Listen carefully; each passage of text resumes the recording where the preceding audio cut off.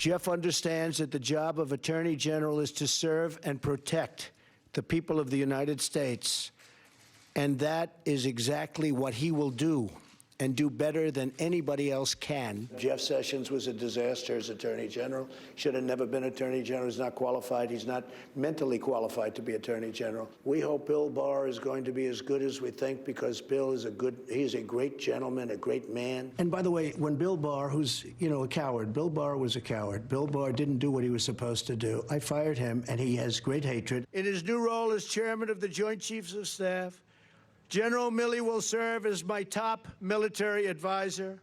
I have absolute confidence that he will fulfill his duty with the same brilliance and fortitude he has shown throughout his long and very distinguished career.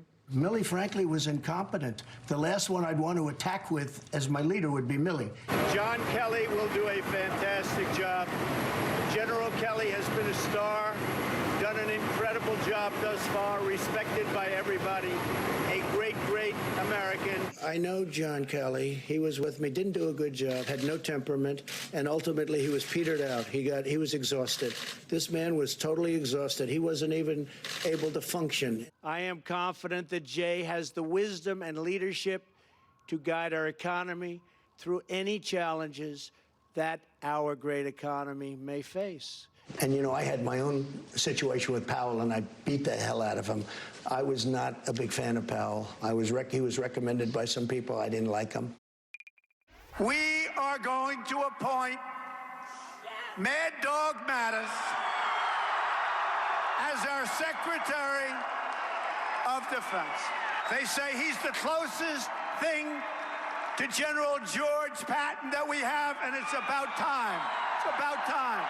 Mattis was a highly overrated general, didn't do the job, didn't do good on ISIS. Mattis was fired, as you know, by President Obama, and I fired him also. Rex Tillerson, Secretary of State. Going to do a great job. He's respected all over the world, and I think he's going to go down as one of our great, great secretaries. In an angry tweet this morning, he called Tillerson, quote, dumb as a rock and totally ill-prepared and ill-equipped to be Secretary of State. Mark Esper, who is a highly respected gentleman with a great career, West Point, Harvard, a tremendous talent, who's just named acting Secretary of Defense. He has said, quote, you were a lightweight, a figurehead. He said Mark Esper was weak, totally ineffective. He said he would do anything I wanted. Secretary Chow, you've been so fantastic in so many ways. Transportation, it's just moving along, and you've done a fantastic job for me and for the country, and I appreciate all that you do. In his post on Truth Social, Trump said McConnell, quote, has a death wish and must immediately seek help and advice from his China-loving wife, Coco Chow. Oh, my God. Donald Trump, so quick to turn on his very own best people the moment they start telling the truth about him. In an interview on Fox News last night, host Bret Baier pressed him on this point. We put people in that were great, and we put people in that weren't. I now know Washington probably better than anybody. I know the good ones and the bad ones, and we will have really great, strong people. I already know who they are, but we will have really great, strong people. Okay. In 2016, you said that. I'm going to surround myself with only the best and most serious people. Well, I did do that, and we had tremendous, look, we had the best economy we've ever had, the world has ever seen. Your Vice President, Mike Pence, is running against you. Yeah. Your Ambassador to the United Nations, Nikki Haley, she's running against you. Your former Secretary of State, Mike Pompeo, said he's not supporting you. You mentioned National Security Advisor John Bolton. He's not supporting you either. You mentioned Attorney General Bill Barr, says you shouldn't be president again, calls you the consummate narcissist and troubled man. You recently called Barr a gutless pig. Your second defense secretary is not supporting you, called you irresponsible. This week, you and your White House called your White House Chief of Staff, John Kelly, weak and ineffective and born with a very small brain. You called your acting White House Chief of Staff, Mick Mulvaney, a born loser. You called your first Secretary of State, Rex Tillerson, dumb as a rock, and your first Defense Secretary, James Mattis, the world's most overrated general. You called your White House Press Secretary, Kayleigh Canadian, milquetoast, and multiple times you've referred to your Transportation Secretary, Elaine Chao, as Mitch McConnell's China-loving wife. So, why did you hire all of them in the first place? Because I hired 10 to 1 that were fantastic. We had a great economy. We had phenomenal people in charge of the economy. We had phenomenal people in the military. I'm not a fan of Milley, and I'm not a fan of certain of the television people. But I knocked out ISIS. I defeated ISIS. They said, Mattis, it would take 3 years, and I don't think we can do it. I did it in a period of like 4 weeks. There's a lot of people who praise you for your policies. I just said that. That's true. Well, I mean, you just went through a list. But don't forget, for every one you say, I had 10 that love us. No, I don't think so. He was isolated. Jonathan Lemire. I mean, you go through the Beatitudes, and that's my challenge, always my challenge to those who talk about this. I go through every single Beatitude in the Sermon on the Mount, every single one. Blessed are the merciful. Blessed are the meek. Blessed are those who hunger and thirst for righteousness.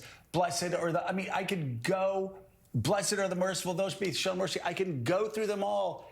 He is literally the antithesis of every single one. And Claire, I know you represented a state where, just like where Pete and I are from, the evangelical influence is great. But I want to ask you, I mean, let's broaden this out, not just evangelicals, but let's just broaden out what happened in a state like Missouri, which used to be a swing state pre-Trump, a state that you won. I mean, you won in twice. And it was never easy. You always had to work hard. But you take states like Missouri.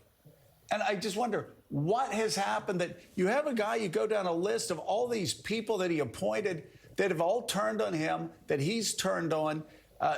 January the 6th, stealing nuclear secrets. I would guess that Donald Trump is just as popular in your home state now as he was before people figured out that he stole nuclear secrets from the federal government. There was a poll taken in Missouri last week, and 42% of Missourians said Donald Trump was a great president. 42%. And by the way, that's down slightly, but it's still incredibly damning of many, many people in Missouri. And, you know, Donald Trump did something, and people have asked me, what happened in Missouri? You know, we went from a state that was kind of purplish and swingy to one that is bright, bright red. And what Donald Trump figured out, that immoral man who has never found the truth in any walk of life he has traveled, what he figured out was he figured out how to market grievance. He figured out how to mainline to people who felt grievance. They couldn't afford to retire. They couldn't afford to send their kids to college. They played by the rules. It felt like the most powerful people in the world were looking over them and down on them.